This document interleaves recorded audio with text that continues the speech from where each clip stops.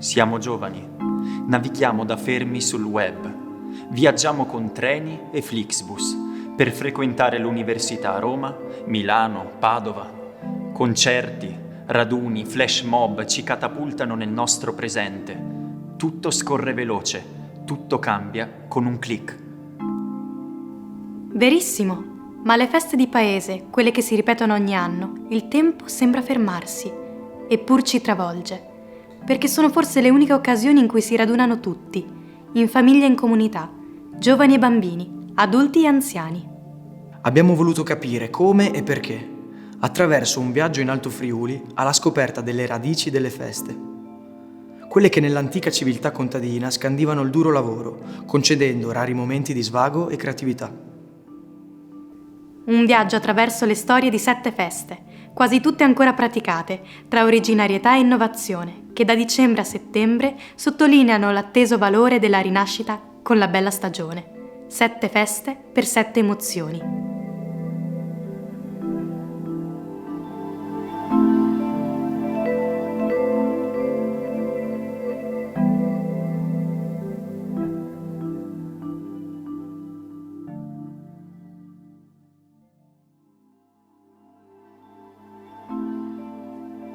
Adoro il formaggio.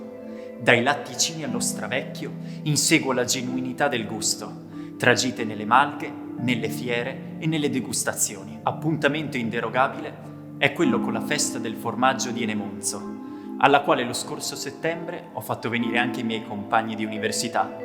Siamo tornati a Udine molto soddisfatti, non solo per la bontà del cibo, anche e soprattutto per gli incontri e i racconti, del lavoro dei malgari, dei casari e delle latterie.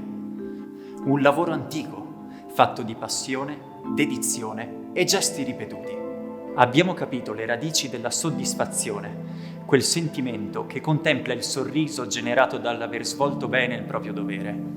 Un dovere che intrecciava sempre la dimensione familiare entro quella comunitaria, come dimostra la presenza delle latterie turnarie già dal Settecento. Nate da un accordo tra le famiglie per la lavorazione del latte a turno, si sono poi sviluppate nella loro forma sociale. Dopo la nascita della prima latteria sociale turnaria del Friuli, sviluppatasi nel 1880 a Forni a Voltri, si sono sviluppate poi in tutta la Carnia, perché era molto vantaggioso. Affidando la lavorazione del latte a personale specializzato, ossia al casaro, si assicurava una migliore qualità del prodotto finale e inoltre i contadini si liberavano almeno di questa mansione. Portavano il latte, che veniva pesato e registrato sul loro libretto soci e sul grande libro della latteria, e tornavano poi a ritirare formaggio, burro e ricotta prodotti dal casaro con la loro materia prima. La lavorazione del latte si svolgeva e si svolge tuttora nelle latterie del paese, ma anche nelle malghe durante i pascoli estivi in quota, pascoli risalenti a prima dell'anno 1000 e con regole precise sullo sfruttamento dei pascoli alpini sin dai tempi del patriarcato di Aquileia. Una lunga storia, insomma, che la festa del formaggio di Enemonzo valorizza, riportando nei nostri giorni l'intenso sapore della genuinità. È una storia fatta di persone, come Leonardo Tosoni, che tra il 1930 e il 1950 ha monticato diverse malghe, conservando i registri dei soci che portavano il latte, la minuta dei formaggi prodotti e i capitolati dell'alpeggio. Documenti che si affiancano ai contratti della latteria di Maiaso, scritti a mano, con la precisione ed edizione di epoche in cui il tempo del lavoro seguiva i ritmi della natura, che dettava anche la precisione amorevole e sapiente dei gesti produttivi. Portato in secchi, il latte appena munto viene filtrato col colino e scremato dalla panna, che agitata nella zangola si trasforma in burro.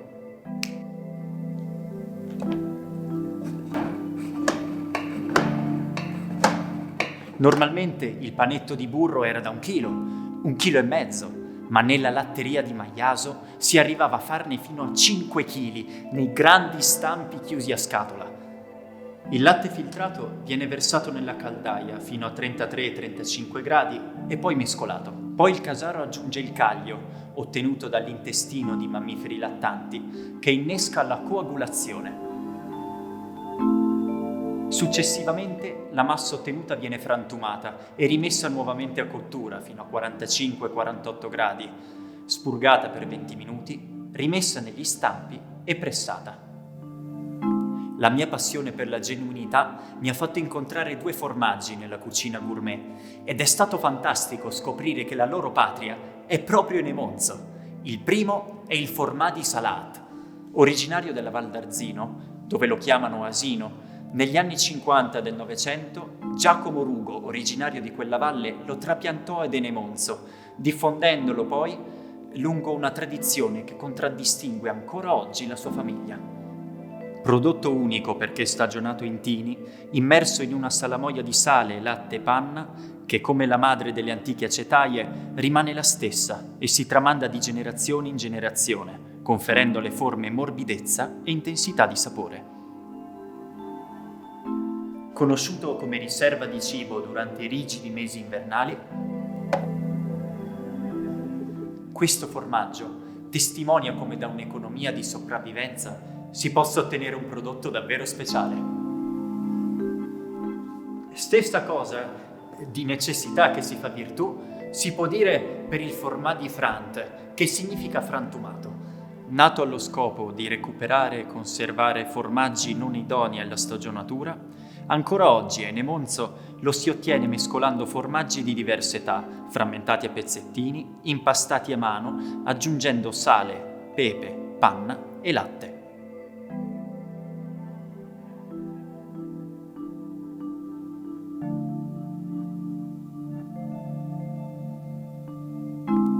Sette feste per 7 emozioni.